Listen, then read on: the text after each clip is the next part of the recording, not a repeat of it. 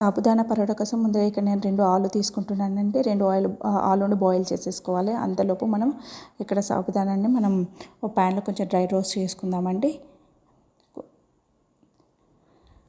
చూడండి, మనకి కొంచెం చిటపట్లాడే వరకు మనకు డ్రై రోస్ట్ చేసుకోవాలి. అయిపోయింది కదండి. దీనికి పూర్తి కంప్లీట్గా చల్లగైపోయాక మనం మిక్స్చర్లోకి తీసుకొని మెత్తగా పిండిలాగా చేసుకోవాలండి. నేను ఇక్కడ ఆలు కూడా ఉడికిపోయిందండి. నేను ఇక్కడ మ్యాష్ చేసుకుంటున్నాను. మెత్తగా మ్యాష్ చేసేసుకోవాలండి ఆలుని. ఇప్పుడు మనం ఆల్రెడీ మిక్స్ పట్టేసుకున్న సాబుదానా పౌడర్ని మనం ఇందులో యాడ్ చేస్తున్నానండి. అలాగే కరివేపాకు, పచ్చిమిర్చి, మెంతి, కొత్తిమీర కూడా యాడ్ చేసేసి మనం ఒక మిక్స్ చేసుకుందామండి. చపాతీ పిండిలాగా మెత్తగా ముద్ద చేసుకోవాలండి. కొంచెం ఏమైనా వాటర్ అవసరమైతే దానికి నీరు కొంచెం వాటర్ జల్లుకుంటూ మనం పిండి ముద్దలాగా చేసుకుందాం. చపాతీ పిండిలాగా ఇలా చేసుకోవాలి. ఇప్పుడు కాసేపు ఒక 10 మినిట్స్ మనం పక్కన పెట్టేసి దాన్ని తర్వాత ఇప్పుడు మన పరోటాలాగా మనం చపాతీ ఎలా చేస్తామో అలా తాల్చుకుందాము. ఇక నేను ఇక్కడ ఏదైనా ఫ్లోర్ తీసుకోవచ్చండి. నేను ఇక్కడ గోధుమ పిండి తీసుకున్నాను తాల్చడానికి. మీరు ఏదైనా ఫ్లోర్ తీసుకొని, మీ దగ్గర ఏ ఫ్లోర్ ఉంటే ఆ ఫ్లోర్ తీసుకొని ఇలా చిన్నగా పరోటా సైజులో మనం ఇలా తాల్చేసుకోవాలండి. ఇలానే అన్నీ చేసేసుకుందాము. పిండి మెత్తగా మిక్స్ చేసుకోవాలండి. లేకపోతే మనకి గట్టిగా కొంచెం దొడ్డు ఉంటే మనకి ఇలా చపాతీలాగా రాదండి, పరోటాలాగా. మనం మిక్స్ చేసుకునేటప్పుడు మెత్తగా చూసుకుని మిక్స్ చేసుకోవాలి. అండ్ పిండి కూడా మెత్తగా కలుపుకోవాలి. గట్టిగా ఉన్నా కూడా మనకి విరిగిపోతూ ఉంటుంది.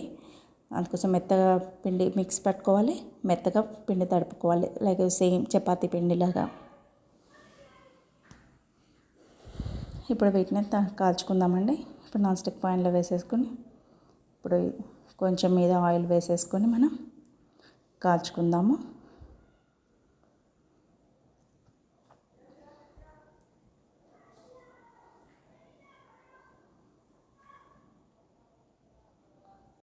పరోటాలు చాలా మెత్తగా ఉంటాయండి.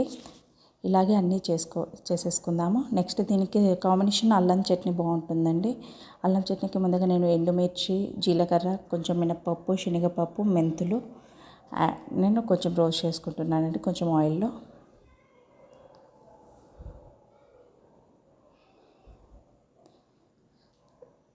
అలాగే ఇప్పుడు 2 స్పూన్స్ ధనియాలు కూడా యాడ్ చేసేసాను.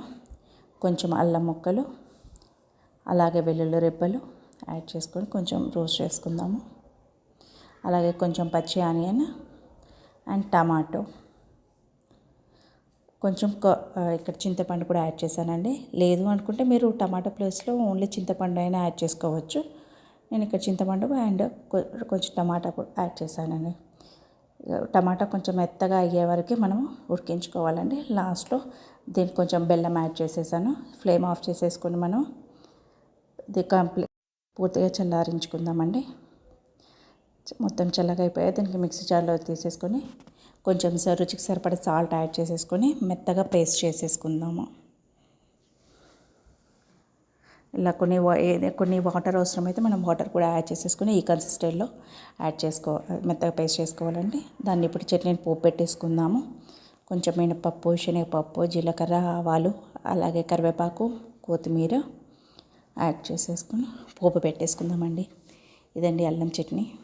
దీనికి మనకి పరోటాకి అల్లం చట్నీ కాంబినేషన్ చాలా బాగుంటుందండి ఈ సాబుదానా పరోటాకి. మీకు ఈ వీడియో నచ్చినట్లయితే please like my video and please subscribe my channel. Thank you. Thanks for watching. Bye.